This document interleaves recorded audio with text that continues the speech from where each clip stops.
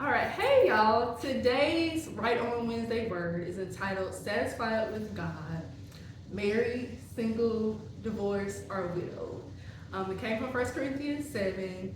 And because it talks about marriage, I thought it would be good if I had, um, if I invited a special guest on. This is my husband, the very beautiful, the very silly, the very goofy, the very honest, um, Barry Arrington. This is my husband. Say hey to me. Hey.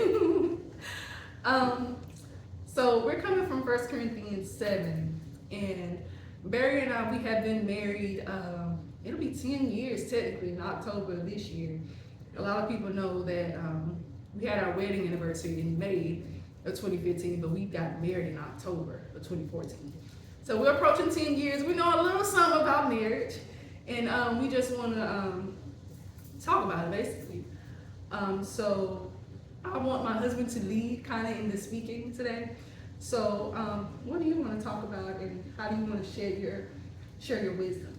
Well, first off, I want to thank my love for allowing me to come on her video and to speak. First of all, but I think it's the perfect time to be talking about this subject because not only are we dealing with marriage issues in the world, we're also dealing with kind of precursor of that, which is sexual immorality. Sexual immorality is running rampant right now. In 1 Corinthians 6, you read a lot about sexual immorality, and then it kind of segues into 1 Corinthians 7, which talks about marriage. But the problem we're dealing with in the world today is everything is pushing sex, and sex is taken very lightly. I know with me growing up a lot, I didn't hear very much talked about sex. I didn't hear much telling me to not have sex and the importance of not having sex until marriage.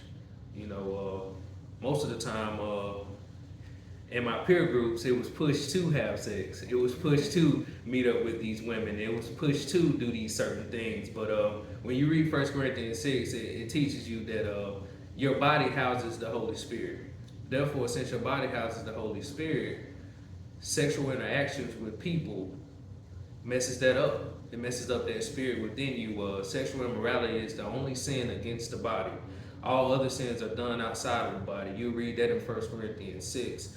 And then it segues to that first verse in 1 Corinthians 7, where you read that not a man to touch a woman. It's best for a man not to touch a woman. When you look at the original Greek of that, it's actually gender neutral. It tells you not to touch in general. I know that sounds crazy with the cultural climate that we have today, where when you first see someone and you meeting up for a date or whatever, it's a hug. After the first date, you're expecting a kiss. You're expecting these certain things, these certain touches, these certain connections. But first one in 1 Corinthians 7 says not to touch. He said, I think it's best if you don't touch a woman. Yep. Let's go to it so y'all know. It says, now concerning the things thereof you wrote unto me, it is good for a man not to touch a woman. Yeah, but when you look at the Greek of the whole thing, it's a gender neutral text. Even though that's translated into saying that a man not to touch a woman, it's a gender neutral text. It's saying not to touch in general. It said it's good not to touch. And you think that's pretty much because of the temptation that's tied to it. Yeah. So if I'm attracted to someone and I go out on a date with them, even just the hug of them, women, when you hug a man and, you feeling the muscles and they smelling good and stuff, let's be real, that's a temptation. Men, when y'all hug a woman and you feel her curves or whatever it is that your hands land on, that's a temptation. So I believe that's why Paul was like, because when I first read it, I really didn't even pay attention to that. Barry was the one that brought that to my attention, that it's not good for us to even touch the opposite sex sometimes, because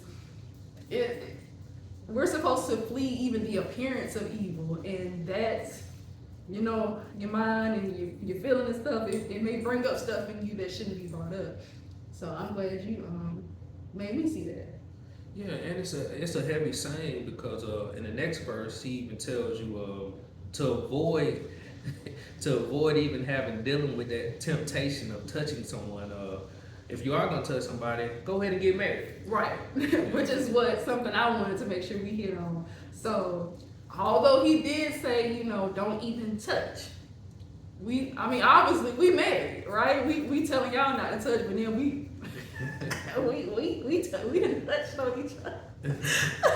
So verse 2 says, nevertheless, to avoid fornication, let every man have his own wife, and let every woman have her own husband. So, you know, I love Paul's mindset when it came to the Lord, because he was like, hey, I advise that y'all, if you're unmarried, remain unmarried. If you're widow, remain, you know, to yourself, so that you can be in devotion to the Lord. However, he said, you know, to avoid sexual immorality, because he also said, you know, it's better to marry than it is to burn in passion.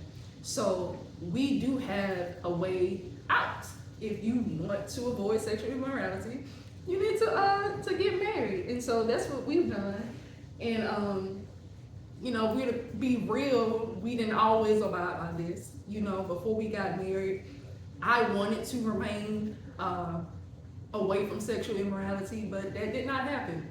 We were sinners, and thank God we have been saved by grace. But, you know, to avoid this, we need to get married. So, what you got about that? And you know, we're in the height of where people are forbidding marriage. A lot of people have a lot of reasons. They give a lot of reasons not to get married, but a lot of it isn't rooted in, you know, godly knowledge. A lot of it is rooted in man's knowledge. So you said that a lot of people are saying to avoid marriage. What do you mean by that? They're just refusing to get married. They're at the point now. I've seen many posts on social media. I've seen multiple podcasts and things of that nature where people are like, "Hey, forget marriage. We're not getting married." You know. Yeah. I think I'm not alongside with them, but I think the underlying thing with that is people are really afraid of their marriage not working. I mean, the statistic is about 50%, right? About 50% of marriages, whether you are a believer or not a believer, those statistics are very high. But I know we've talked about this plenty of times. I think it's because even Christian marriages, if you're under submission in the way that you should be under the submission of the Lord, the enemy will not be able to come into your marriage like that. I mean, it says, what God has put together, let no man put asunder. We were saying that, you know, a lot of times we look at that like the outside world, like, ooh, we ain't gonna let none of these people put us under. No, the only people that can put our marriage asunder is us. If you're not following the Lord, or if I'm not following the Lord's directive, then our marriage can fall if we're not following Christ. So if you and your spouse are following the Lord the way you should, then it shouldn't divide. Our video is running a little long, y'all. I think we're definitely going to do a part 2 of this. We got children, and I'm starting to hear them a little bit, so I don't want to keep them too long without us. But just to wrap up, anything you want to say to wrap up for, I don't know how many parts we're going to do, because we literally just got started. So anything else? No, I'll dig a little deeper next time. Next time? Yeah, I'll dig a little deeper next time. All right. Again, y'all, that article is entitled Satisfied with God, Married, Single, Divorced, or Widowed. Check it out on the website. And that's all. We thank y'all for y'all time. All right. Bye.